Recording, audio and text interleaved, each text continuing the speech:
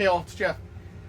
Hey, today I'm going to show you a quick post-installation video recap of my installation of a whole house UVC air filter to kill germs and viruses related to flu. And I did this kind of during COVID. And the brand I did some research. The brand I went with was called Swordfish. I'm going to have a link below to the one I bought and their bulbs. I think they're awesome. I think I paid about $140 for it.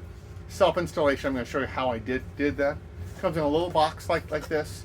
You just need to have a drill, and they give you this hole saw that goes with it, and it's self-tapping. So it took me 2 or 3 minutes to go right through here, and you mark a couple of spots, and here's my bracket that I've mounted. 1, 2, 3 screws.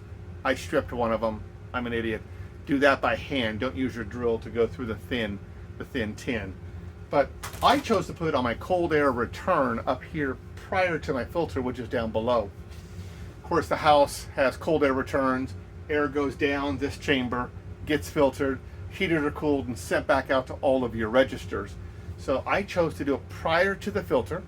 The reason is it's out of the way, for one thing, and I run a cord to it so I can kind of run it up high and keep it off the floor. And the second is you can also do it on the other side after you're heating or cooling. I don't like to screw with the refrigerant lines and the coils and things that I see on home inspections. I've seen actually a few of these rupture lines on home inspections. But so my gut is I think the cold air return prior to your filter and well above ground. Mine's at about 6 foot off ground. And of course you drill the hole, mount this little bracket. I'm going to show you what happens next. Here's the bulb I got. There's different lengths of bulbs. I was able to get the 16-inch bulb that came with it. You can buy replacements of 12-inch. So if I wanted to mount it the other way, that may be a bit small, but depending on your cold air return duct, you'll buy the length of bulb that is suitable for that. I've had this bulb about 15 months. I thought I'd be replacing by now. I have not. And it does alert me with a red light if the bulb's out. But what's so interesting is, because you can't look at this with your eyes, it's harmful to your sight. They built a safety mechanism in it. It's a little magnetic battery, a little magnetic electronic connector. So I go in, and then I have to turn before it'll even let it power up, then plug in the cord here. I don't have it plugged on the other end, of course, and then that's it. There's a little green light. Green is good, red is bad. Red means bulb. So something to consider. We leave it running all the time. There is a version of this, if you want it, that has a sensor in there, a little flap, that only turns on when it feels the HVAC turn on. So when it feels air pressure moving that little flap, the light will turn on. That was about $225, a little bit more.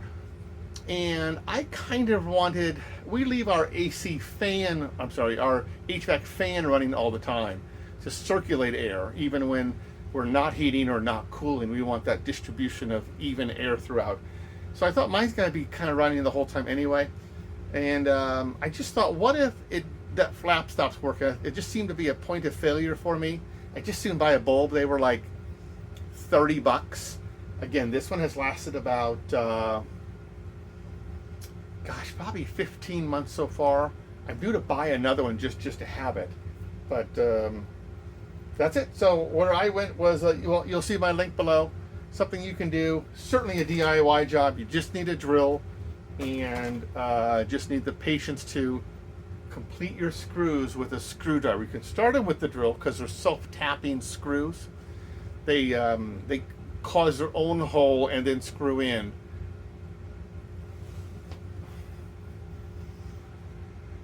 Sorry, my motion light turned off. But so I was just saying that when you use the drill, you'll need the drill for the self-tapping screws. Self-tapping means it creates its own hole through the metal. Just don't continue to drill them in with that because you can easily strip it. This is really thin tin and just strips, and you'll have to go with a larger screw than like I had to do on one of them.